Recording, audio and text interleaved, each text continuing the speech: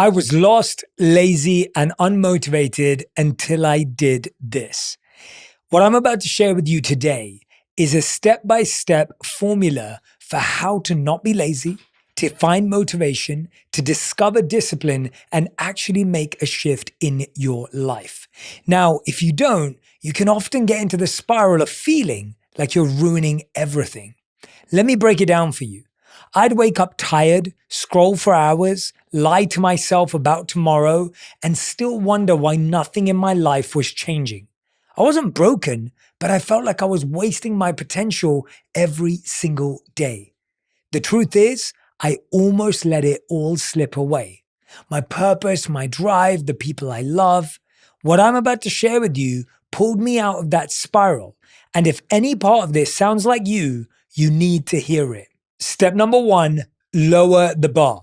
Way lower. The hardest part isn't doing the thing. It's starting the thing. Set the smallest possible action step. So small it feels ridiculous not to do it. Now, why should you lower the bar? Everyone's always telling you to achieve more, to think bigger, to do more. Why is Jay telling me to lower the bar? Well, here's the truth. We don't fail because we're not capable. We fail because we set the bar so high, we never get started. We imagine we need a perfect plan, a perfect morning routine, a perfect burst of motivation. But perfection kills momentum. And momentum, not motivation, is what actually changes your life. Now, here's the psychology behind it. It's something known as the activation barrier. Behavioral science shows that the hardest part of any task isn't doing it, it's starting it. That first moment takes the most mental energy. So when you lower the bar, when you make the first step laughably easy, you bypass resistance. Don't work out for an hour, just put on your shoes. Don't write 10 pages, just open the document. Don't eat healthy forever, just drink 1 glass of water. Once you're moving, your dopamine system kicks in. Effort itself becomes rewarding. Action creates motivation, not the other way around. I can't express to you just how big a point this is. The goal is to get started, to do the smallest thing. If you're thinking, I need to start a business, well, the first step may actually just be registering a company or getting a trademark on a name or building the minimum viable product version, which may start with a phone call to a friend who could be a mentor. The point is to write down what you want to build and then write down every step to get there, almost thinking of it like a step ladder. And just like a step ladder, you'll now place one foot in front of the other and then the next. Another reason why this works is because it's called the tiny habits effect. BJ Fogg, a Stanford behavioral scientist, found that habits stick when they start smaller than your resistance. When you make the bar low enough to win even on your worst days, you train your brain to associate action with success, not shame. That's how you rewire self-belief. Lowering the bar isn't giving up. It's giving yourself a chance to show up. Now, this affects your confidence loop. Every time you follow through on something small, you build self-trust, and that trust becomes confidence. Confidence isn't built by big wins. It's built by micro promises kept. You start to think, I can rely on me. And that's how you shift from lazy to consistent, from overwhelmed to grounded. And here's the truth. We raise the bar to impress others. We lower the bar to take care of ourselves. One is performance, the other is peace. When you lower the bar, you start winning again. Not in a way that looks good, but in a way that feels good. And the real result? Lowering the bar isn't lowering your potential. It's raising your consistency. And consistency compounds into results that perfection never delivers. One of my favorite quotes is that you should start so small, it's impossible to fail. and then repeat it until it's impossible to stop. This leverages the Zeigarnik effect. Your brain hates unfinished tasks and will naturally want to complete them once you start. Momentum before motivation. Remember, action before enthusiasm. Just take one step forward. One small step. Do the easiest thing you can. Do the simplest thing you can.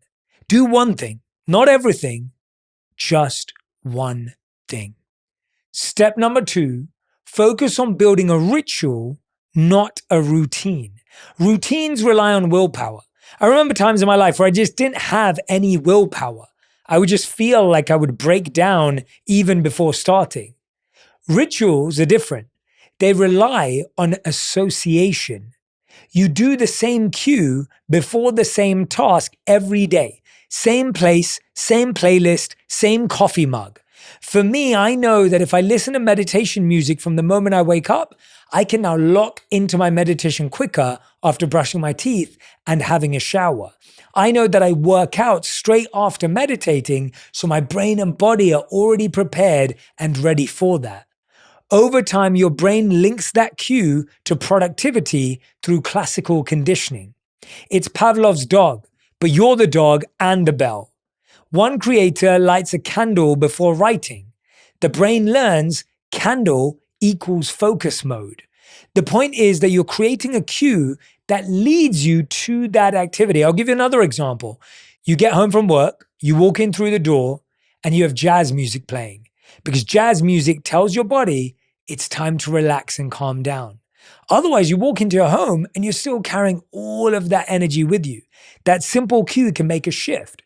I remember one of my clients telling me that they loved leaving their yoga mat already rolled out next to their bed so they could literally roll off their bed and onto the yoga mat and start practicing yoga.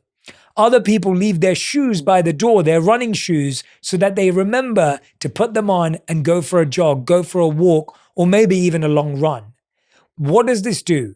It makes the cue and the association easier for you to follow through, right? If you have your vitamins and supplements right near your breakfast every day, you're more likely to take them. If you have them in a bottle or a jar that's somewhere else in your bedroom or in your house, it's going to take you forever to get there. How can you make it easier and simpler on your brain and your body to make the shifts you want to make? Step number 3, break the dopamine addiction cycle. Laziness often isn't lack of motivation. It's dopamine burnout from cheap rewards, scrolling, snacking, streaming. The reason these are cheap rewards is that they feel good in the beginning, but they feel terrible afterwards. This is known as something called rajas, or the mode of passion in the Bhagavad Gita. When you do things in the mode of passion, they feel amazing at the start, but they feel like poison in the end. We all know what that feels like when you've wasted so many hours scrolling. You've just been eating junk food for the whole weekend. You've flooded your reward system with micro hits. So real work, which pays off later, feels impossible. Here's what I want you to try. Do a 24-hour dopamine detox. No endless scrolling, no junk food or background noise, no passive consumption. Your brain resets sensitivity to effort and reward. Suddenly, reading, writing, or lifting doesn't feel like pushing a rock uphill. And you'll actually notice how even your taste buds changed. I've noticed that if I go a week without sugar, my taste buds are rewiring.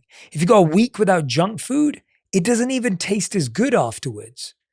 Because what we have to recognize is you have to notice what's numbing you. Ask yourself, what do I reach for when I'm bored, anxious, or tired? That's your cheap dopamine. Usually your phone, snacks, or endless scrolling. You can't change what you don't notice. The next thing you need to do is do that 24-hour detox. One day, no social media, no junk food, no background noise, just a reset.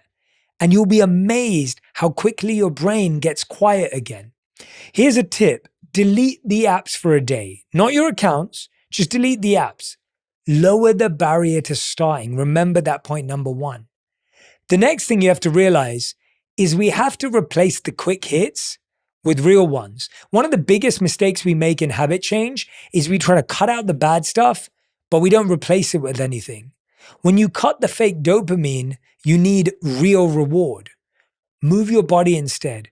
Cook something. Walk outside. Call someone. Don't forget that point. You want to do activities that feel good after, not the ones that feel good before. Cheap dopamine numbs you now and drains you later. Real dopamine costs you effort, but gives you energy. It's so interesting to me how so many of us are numbing ourselves from pain. The escape, rather than elevating, energizing, and being able to cope with it. Step number 4 is add friction. Just like we wanted to make good habits easier, make bad habits a little harder to do. Keep your phone in another room while you work. This has worked wonders for me. When I'm trying to go do deep work, I will be on my laptop, which is not connected to any of the apps, and I will leave the phone in my bedroom. This has transformed my life. Truly has transformed my life. I can actually do deep work again. I can actually sit there and write and process my thoughts without something buzzing every 15 seconds and grabbing my attention away. Don't look at your phone first thing in the morning. You would never let 100 people walk into your bedroom before you've brushed your teeth or washed your face or put on makeup. But you will happily let 100 people walk into the bedroom of your mind before you've even woken up. It's like someone's telling you to reply to this report. Someone's telling you to reply to this message. Someone's telling you what you didn't do yesterday. Imagine everyone crowded around your bed, screaming and yelling at you. That's what it feels like. Turn off notifications. Log out every night. If scrolling takes 5 extra seconds, you'll do it less because your phone is away, it's in another room, it's that simple. And look, here's the thing. I know it's hard to leave your phone out of the room. I know it's hard to focus and do the work. I'm not saying it's easy. It's actually been built against us. The algorithm is designed to target our flaws and weaknesses. The algorithm's goal is not to make you happy. The algorithm's goal is not to make you successful. The algorithm's goal is to keep you glued and keep scrolling. It's going to keep showing you things that are engaging. It's going to keep showing you things that it thinks are going to keep you there because it kept your friends there. That's how the algorithm thinks. You're not going to beat it by willpower. You're going to beat it by distance. When you have distance from this, you can actually detox. The next step is to relearn boredom. Boredom is not the enemy, it's a reset button. Let yourself be bored for 10 minutes a day. No phone, no music, just quiet. That's where your brain remembers how to focus again. I remember Yuval Noah Harari coming on the podcast, and we talked about maybe around 5 years ago now, 6 years ago, the importance of boredom. We have filled our spaces of boredom with apps, with social media, with distractions, not realizing that boredom can lead to curiosity, rest, and breakthroughs. Allowing yourself to practice boredom for 10 minutes a day. You're not reading a book. You're not distracted by the television. You're not on your phone talking to someone. To truly do nothing for 10 minutes a day. And notice how in the first day, you'll feel pretty uncomfortable. Day 2, you might actually be going crazy. Day 3, things will start to settle. Day 4, you might actually feel more alert. Day 5, you might have some amazing ideas. Day 6, you'll think, why didn't I do this earlier? And day 7, you will have reset yourself. See, so many of us are making mistakes in our life because we haven't reset. We keep making the same mistakes again and again and again because we've never reset. Allowing yourself to truly reset the system. Think about your devices. When they've been overused, overworked, overwhelmed, They need to reset, to refresh. Humans are the same. We do it every night when we sleep, but we also need to do it away from all of these devices. The next step is reward effort, not outcomes. You finished a task? Take a walk, stretch, write it down. Small wins release dopamine too and train your brain to crave effort instead of escape. So many of us stop doing things that are good for us because we don't remember how good they were. You'll remember when you went to work and there was traffic, there was an accident, your brain actually holds on to it. But when the road was smooth, you never remember it.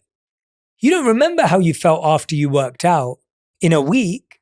You do remember the stress you feel before you go to work out.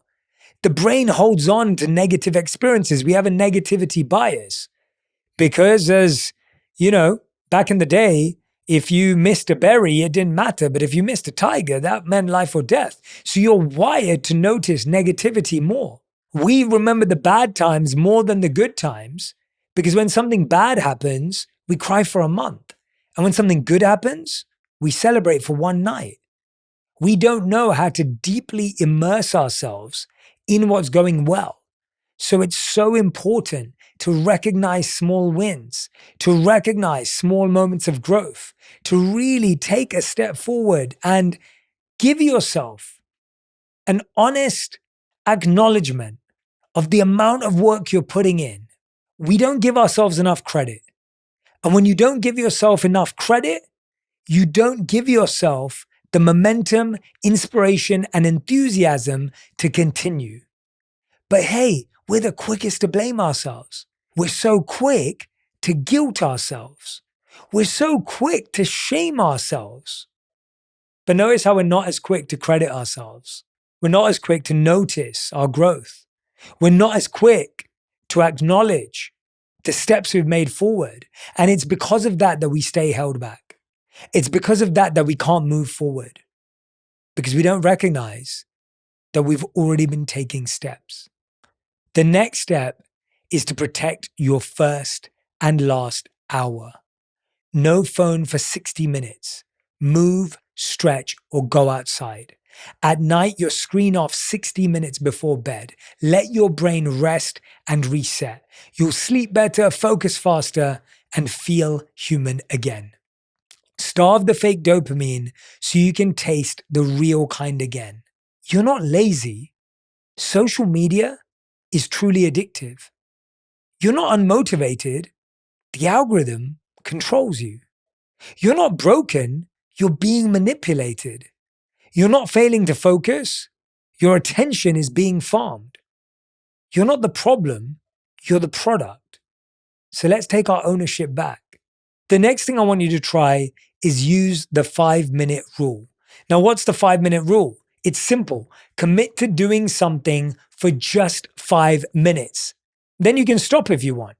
That's it. You tell your brain, I'm not doing the whole thing.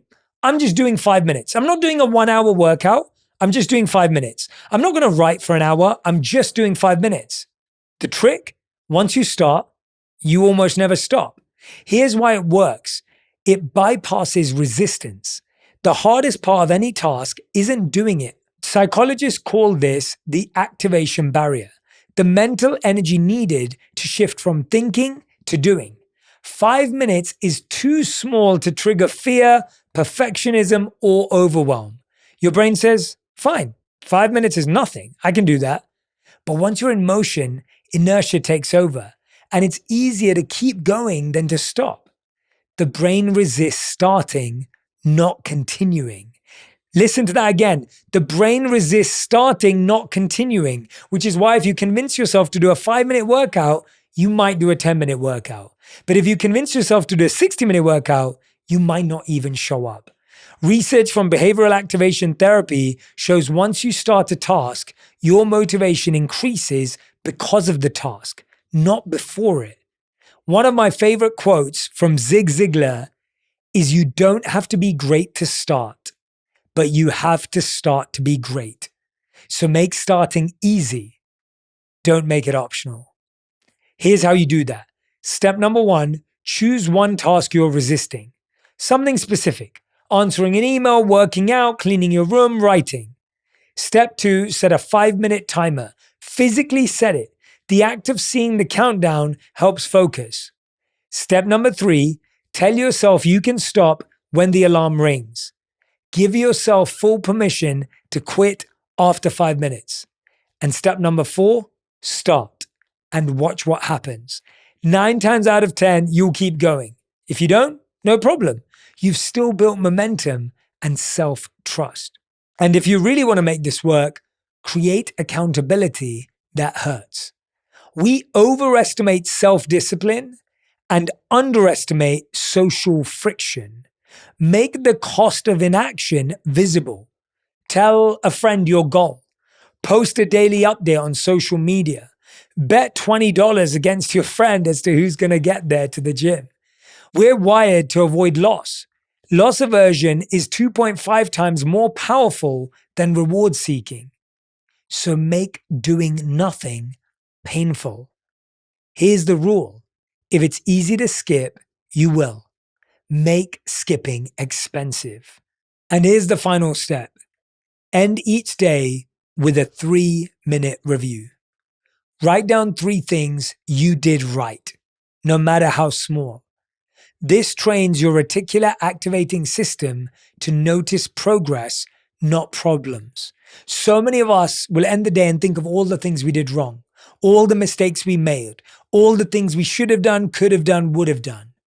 This rewires us to notice what we did right so we can be better tomorrow. Progress equals dopamine. Dopamine equals momentum. Momentum equals motivation. Celebrate consistency, not perfection. When you're focused on perfection, you'll never feel like you're moving forward. When you focus on the word healed or fixed, you'll never feel like you're healing or growing. When you focus on growth, which means 1% better every day, 1 step further every day, your life will start to change. I really hope this helps you take action. I really hope this helps you get out of feeling lazy. And I really hope this helps you shift. Remember, I'm forever in your corner and I'm always rooting for you. Thank you so much for listening to this conversation. If you enjoyed it, you'll love my chat with Adam Grant on why discomfort is the key to growth and the strategies for unlocking your hidden potential. If you know you want to be more and achieve more this year, go check it out right now. You set a goal today, you achieve it in 6 months, and then by the time it happens, it's almost a relief. There's no sense of meaning and purpose. You sort of expected it, and you would have been disappointed if it didn't happen.